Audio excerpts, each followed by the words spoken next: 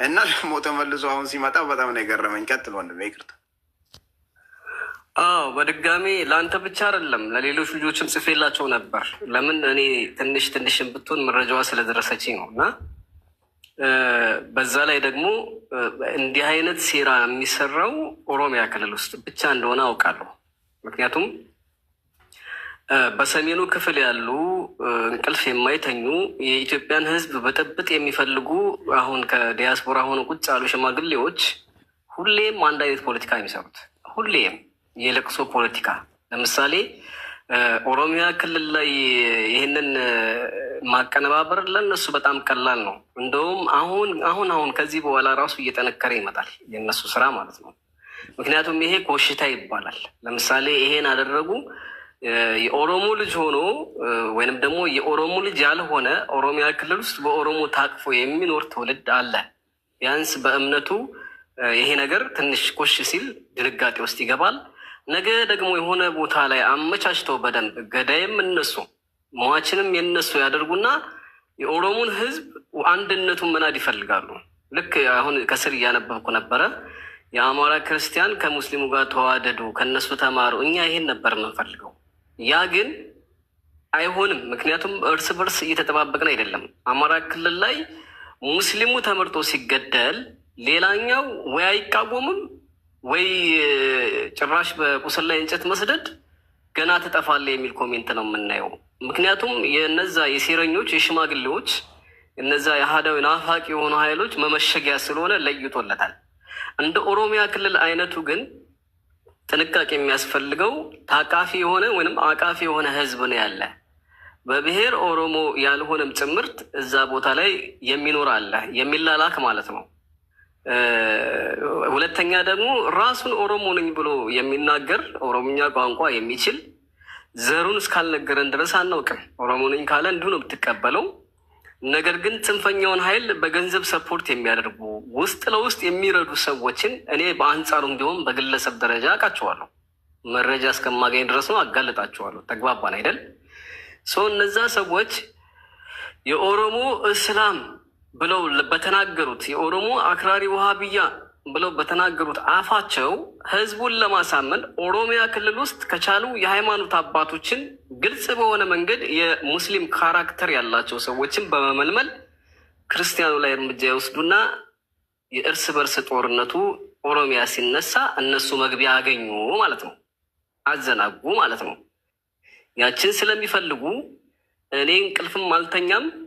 በተቻለኝ አቅም በቴሌግራማቸው በተለያየ ቦታ ላይ ሰርግ ይገባለው። በኮይን የሚገባውን በኮይን ሴራ ሲያሴሩ ነው የሚያድሩት፣ ልክ እንደወለጋው ማለት ነው። ስለዚህ የኦሮሚያ ክልል መንግስት ከፌዴራል መንግስት እና ከህዝቡ ጋር በመቀናጀት ወደፊትም ራሱ ቤተ እምነት ወይንም የቤተ ክርስቲያኑ የሃይማኖት አባቶች ያሉበት ቦታ ላይ ሙስሊም እንኳን ቢበዛ ሙስሊሙ ያንን ቤተክርስቲያንና የሃይማኖት አባቶችን መጠበቅ መቻል አለበት፣ የእነሱን ሴራ ለማክሸፍ ማለት ነው። አሁን ተባኗል፣ ኦልሬዲ የእነሱ ስራ እንደሆነ ተባኗል። ግን ግፉ እየበዛ ሲመጣ፣ ግድያው እየበዛ ሲመጣ፣ ህዝቡ ከጊዜ ወደ ጊዜ እየባሰው ይመጣና ነገር ይፈነዳል። ያ ከመሆኑ በፊት አርሲም ሆነ ጅማም ሆነ ቤተክርስቲያኖች፣ ገጠራማ አካባቢ ያሉ ቤተክርስቲያኖች እስከ ሃይማኖት አባቶች በተቻለው አቅም ሙስሊም ቢሆን ሊጠብቃቸው ይገባል ብዬ ነው የማምነው። አሁን እኛ ኦሮሞዎች አንድነን ምናምን ሳይሆን በተግባር ጠብቁት። በቃ እስስ ከሆነ ያ ካልሆነ ይቀጥላል፣ እመነኝ ይቀጥላል። ጭራሽም ሙስሊም የሚመሳሰሉ አላሁ አክበር እያስባሉ ልክ ሸዋ ላይ ከዚህ በፊት እንደተደረገው አላሁ አክበር እያስባሉ ገና ክርስቲያንን ያርዳሉ። ይህ ህዝቡን ለመቀስቀስ ማለት ነው። ለዚህ ጥበቃ ያስፈልጋል ነው። ይህን ነገር ደግሞ በተለያየ ቋንቋ አሁን በላይቭ ብቻ አይደለም። ላይቭ ብዙ ሰው ላይ ይከታተለው ይችላል። ነገር ግን በቪዲዮ መልክ አሁን ኦሮምኛ የምትችሉ አብዛኛውን ህዝብ የኦሮሞ ህዝብ የአርሲውም የዛም በኦሮምኛ ስትነግረው የበለጠ ይረዳል። ገባ አይደለ? በኦሮምኛ ታደርጉና የኦሮሞ ልጆች ብዙ ተከታይ ያላቸው እኛ የዚህ ሴራ ግብአት መሆን የለብንም። በቃ እንጠባበቅ። በቃ አሁን ኦሮሚያ ክልል ውስጥ ያለው ህዝበ ሙስሊሙ በዛ ስለሚል ህዝበ ክርስቲያኑ መጠበቅ አለበት። የግዴታ ነው እነዚህን ኃይሎች ለማክሸፍ ማለት ነው። ወደ አማራ ክልል ስንመጣ ደግሞ አሁን ህዝበ ሙስሊሙ ባኗል። ገባ?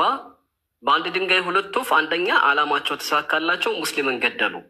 ሁለተኛው ደግሞ ሙስሊምን በገደሉት ቁጥር በሌላ አካባቢ ያለውን ክርስቲያን ሙስሊሙ እንዲገል ይፈልጋሉ። ለምሳሌ አፋር ክልል ተግባባን አይደል? ለምሳሌ ሰልጤ ያገኘውን ክርስቲያን በንዴት በቃኛ ሙስሊሞች እየሞትን ነው ብለው እርምጃ እንዲወስድ፣ የተማረም ያልተማረም ሊሆን ይችላል፣ ወጣትም ሽማግሌም ሊሆን ይችላል። በጣም የባሰውና የተናደደ አንድ አካባቢ ላይ ክርስቲያን ሳሳ ያለበት አካባቢ ላይ ግድያ እንዲፈጽሙ ይፈልጋሉ። ለምሳሌ የመካነ ሰላሙን ማየት ትችላላችሁ። የመካነ ሰላሙ ህዝቡ በጣም ተቆጥቶ ነበር። እዛ አካባቢ ያሉ ክርስቲያኖች አነስተኛ ናቸው፣ ስስ ናቸው። ሰው ከቤት ወጥተው አንዱ ላይ ተኩሰው እንዲገሉ ፍላጎት ነበራቸው። ያ ቢደረግ ኖሮ ፋኖ ቀጥታ አጠገቡ ላይ ያገኘውን ሙስሊም እየገደለ፣ ለምን ሲባል ሙስሊሞች ክርስቲያንን መግደል ጀመሩ ብለናችሁ ነበር፣ ሙስሊም አራጅ ነው ብለናችሁ ነበር ብለው ቀጥታ ሊጨፈጭፉ ነበር። አልተሳካም። ስለዚህ ሙስሊሙ የአማራ ክልሉ ሙስሊም በደንብ ታጥቀህ በደንብ ተዘጋጅተህ በደንብ ተደራጅተህ መረጃ ለመንግስት በመስጠት ከህዝበ ክርስቲያኑ ንጹሐን እነሱን ከማይደግፉት ህዝበ ክርስቲያን ጋር ትሆንና እነዚህን ኃይሎች በመጡ ሰዓት መምታት መቻል አለብህ። ልክ እንደ አፋር ማለት ነው፣ ጽንፈኛውን። ሁለተኛ ሃይማኖት ልትከበብ መታለች። ሙስሊም እስላም እንግዲህ ለኦሮሞን አጥፋ ምናምን የሚሉ የሃይማኖት አባት የመሰሉ አሉ። ተመክረዋል፣ ተዘክረዋል፣ እምቢ ብለዋል። ልክ ወንድሜ ሞቲ እንዳነሳው ገንዘብ ፈንድ የሚያደርጉት ከቤት መስቀል ሁሉ እየሸጡ ነው ለፋኑ እያስታጠቁ ያሉት። እነሱ ደግሞ ሊቆነጠጡ ይገባል። በቃ ይህንን ሀሳብ ነው ማስቀመጥ የምፈልገው። ሞቴ አደራሃል፣ ለሌሎቹም ነገራቸው። አሁን ደግሞ ይቺ ቁስል ሳትደርቅ የባሰ ከባድ የሆነ ቦታ ላይ ልብ የሚያደሙ ሰዎች ማለት በመሞታቸው የሚያናድዱ ቄሶችን ወይም የሃይማኖት አባቶችን በኦሮሚያ ክልል ውስጥ ወይ ቤተክርስቲያን አቃጥለው ህዝቡን ወደ አመፅ እንዳያስገቡት እርስ በርስ መጠባበቅ አለባቸው ነው ማለት ፈልገው። አመሰግናለሁ ወንድሜ። እሺ ወንድሜ ትክክል ሀሳብ ነሆን በጣም አሪፍ ሞቲ ይቀላቀለ። እሺ ቀጥል ወንድሜ ቀጥል። እሺ ኦኬ። እኔ ትንሽ መብረቁ ባነሳው ነገር ላይ ነው ትንሽ መናገር የምፈልገው። መብረቁ ያውቃቸዋል፣ ከመቶ 1% ያውቃቸዋል። ያንን ስለ ይሄ ነገር መቼ እንደጀመረ ታውቃለህ? የፋኖ ትግል ከመጀመሩ በፊት ወለጋ ላይ የሆነ በወሳፕ የወጣ ድምፅ ነበረ። የሆነ ጊዜ ትዝ የሚላችሁ ከሆነ የዛሬ 4-5 ዓመት አካባቢ አማራን ራሱን ገለኸው የሆነ ጅራፍ ራሱ ገርፎ ራሱ ማልቀስ የሚባል ነገር የለም። እነዚህ አይነት ነገር ነው የሚጫወቱት። የእነሱ ድራማ ከዚህ የወጣ ነገር አለም። ይሄዳሉ፣ በካሜራ ቀጨቆጨቆጫው ያደርጋሉ፣ ይገሉና ራሳቸው ገለው የሞተውን ሰውዬ ሞተብን ብለህ ማልቀስ ማለት ነው። ራስህ ትገላለህ፣ ሄደህ በጭካኔ መጥፎ ቦታ ትመተዋለህ። ከዛ በኋላ ካሜራ ታነሳለህ። ከዛ በኋላ ለጣጥፈህ ማልቀስ ነው። ራስህ ገርፈህ ራስህ ማልቀስ፣ ያ ነው ድራማቸው። ይሄ ደግሞ አርሲ ላይ አሁን የመጡት ምክንያታቸው ትልቁ ዋነኛው ምክንያት ባለፈው ወሎ ላይ በተነሳው ነገር እሱን ነገር ከበር ማድረግ ፈልገዋል። አንድ ሁለተኛ ነገር ትልቁ የኢትዮጵያ የሆነ ህዝብ ብዛትም ኃይልም ሊኖር ይችላል። የሆነ ከተበጠበጠ ያ ቦታ ከተበጠበጠ ሌላውም ለመበጥበጥ ምንም አይከብደንም ብለው የሚያስቡት እዛ ኦሮሚያ ክልል ወደ አርሲው አካባቢ ላይ ነው። ወደ ታች ደግሞ ጠጋ ሲል ወደ ባሌው እድል አይሰጣቸውም፣ ያውቃቸዋል። ምክንያቱም እርስ በርስ ይተዋወቃል። ህዝቡ በጣም ነው የሚዋደደው። ሙስሊም ክርስቲያኑ በጣም ይዋደዳል። ወደ አርሲ ውስጥም በጣም ይዋደዳል ህዝቡ። ያንን ነገር መፍታት እንዴት ነው? ይህን ነገር አቆራፍደን እነሱ መሀል ላይ የሆነ ጭቅጭቅ መፍጠር የምችለው የሚለው ነገር ነው። ሁሌ የሚሰሩበት ነገር 24 ሰዓት ቀን ከሌሊት የሚሰራበት ነገር ቢኖር እዛ አካባቢ ላይ እንዴት ነው ነገር አንስተን ሰላም ነው እንግዲህ ምንም ጦርነት የለም። ህዝቡ ወጥቶ ስራውን ሰርቶ መግባት ነው። ከመንግስት ጋር ጭቅጭቅ አይፈልግም። ከመጣው መንግስት ጋር በቃ አይንካው እንጂ መነካት አይፈልግም። አይንካው፣ በሰላም መኖር የሚፈልግ ህዝብ ነው። ምክንያቱም ወደ 9 ዓመት አካባቢ እዛ አካባቢ ኖር ያለው እኔ ከሰሜኑ አካባቢ መጣም አውቀዋለሁ። ያን አካባቢ ህዝቡ ሰላማዊ ህዝብ ነው። በሰላም መኖር የሚፈልግ ህዝብ ነው። እና ያንን እዛ ጋር ያለውን ሰላም ካልደፈረሰ የሆነ ኢትዮጵያ ያላትም የሰው ኃይልም እዛ አካባቢ ነው። ህዝብ ብዛቱም ያለው እዛ አካባቢ ነው። ሪሶርሱም ያለው ወደዛ አካባቢ ነው። ያንንም በጥብጥና ሙስሊም ክርስቲያኑ በሰላም ተኝቶ በልቶ ጠዋት ተነስቶ ሰላም አደርክ እንዴት አደርክ ብሎ ተነስቶ የሚሄድበትን ቦታ እንበጥብጠውና እሱን ከበጠበጥን እና በሃይማኖት እየጠራን ሁሌ እሱን ካቆሰል ነው ልቡን ከጠባ ነው ሌላ ነገር እንፈጥራለን ብለው ስለሚያስቡ ነው። የሚገርመ ወደዛ አካባቢ ያሉት ህዝቦች በጣም የነቁ ናቸው። በፖለቲካን በጣም የነቁ ናቸው። ያውቃሉ። በጣም ፖለቲካን ያውቃሉ። ነገርን ያውቃሉ። አረፍተ ነገርን ስታመጣባቸው ምንድን ነው እያወራ ያለው ብሎ ነው የሚያዳምጡት እንጂ አንተ ይዘህ የመጣውን አጀንዳ ሳይሆን ለምንድን ነው ያወራው የሚለውን ነገር ያውቃሉ። ያንን ህዝብ እስከዛሬ ድረስ ሊደፍሩት ራሱ ያልቻሉት ኢቨን መንግስትም ራሱ የራሱን የሆነ ድራማ ሊሰራበት የማይችለው በዛ የተነሳ ነው። በሌላ በኩል ትዝ የሚል ከሆነ ወለጋ ላይ የወጣችዋ ድምፅ አማራን ራሱን ገለ ነው። ከዛ በኋላ አማራ ራሱ እንዲነሳ ማድረግ የምንችለው እሱን ራሱን ስንገለው ነው። መጀመሪያ ቤተ ክርስቲያን ተቃጠለ ነው እና የሆነ ድራማዎች መስራት ጀመሩ። የቤተ ክርስቲያን የሆነ በዛን ሰዓት ኢአይም እንደዚህ አረቀቀም ነበር። በዛ ድራማ ለመስራት ሞከሩ። የሆነች ድራማ ምናምን ነገር አመጡ። ውስጥ ያሉ ቅድም ወንድማችን አንስቶታል። ውስጥ ያሉ አሉ እንትን ውስጥ ቤተ ክርስቲያኑ ስር ሆነው ባለፈው ሞሃ ነው ምናምን ነገር የሚል አምቦሃ ነገር ምናምን የሚናገር ሰውዬ ማለት ነው። ያ ሰውዬ ኢትዮጵያ ውስጥ ከኦርቶዶክስ ውጭ ሌላ ነገር ማየት የማይፈልግ ነው።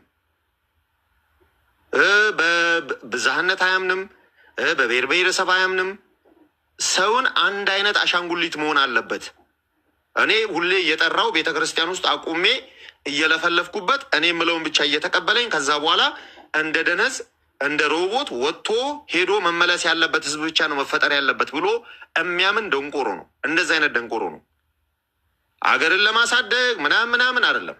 ፓወሩ እኛ ጋር መምጣት አለበት። ፓወሩን ከያዝን በኋላ እኛ ከላይ እንወጣለን።